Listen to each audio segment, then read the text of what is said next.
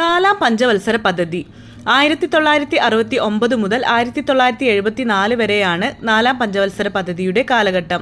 സ്ഥിരതയോടുകൂടിയ വളർച്ച, സ്വാശ്രയത്വം നേടിയെടുക്കുക എന്നിവയായിരുന്നു നാലാം പഞ്ചവത്സര പദ്ധതിയുടെ ലക്ഷ്യങ്ങൾ. ദുർബല വിഭാഗങ്ങളുടെ ഉന്നമനത്തിന് ഊന്നൽ നൽകി. ഗാഡ്ഗിൽ മോഡൽ എന്നും പറയുന്നു. Alan S Manne and Ashoka Rudra model എന്നും അറിയപ്പെടുന്ന പദ്ധതി നാലാം പഞ്ചവത്സര പദ്ധതിയാണ്. 1966 മുതൽ 1969 വരെ 3 വർഷക്കാലം ഉണ്ടായിരുന്ന വാർഷിക പദ്ധതികൾ പ്ലാൻ ഹോളിഡേ എന്ന് അറിയപ്പെടുന്നു.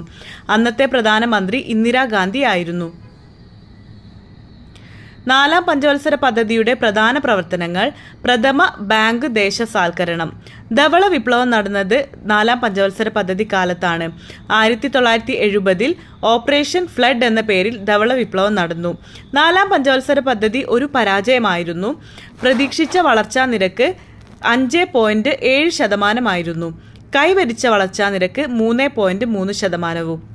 1971 ഇന്ത്യ-പാക് യുദ്ധവും ബംഗ്ലാദേശിൽ നിന്നുള്ള അഭയാർത്ഥി പ്രവാഹവും നാലാം പഞ്ചവത്സര പദ്ധതിയെ ഒരു പരാജയമാക്കാൻ കാരണമായി.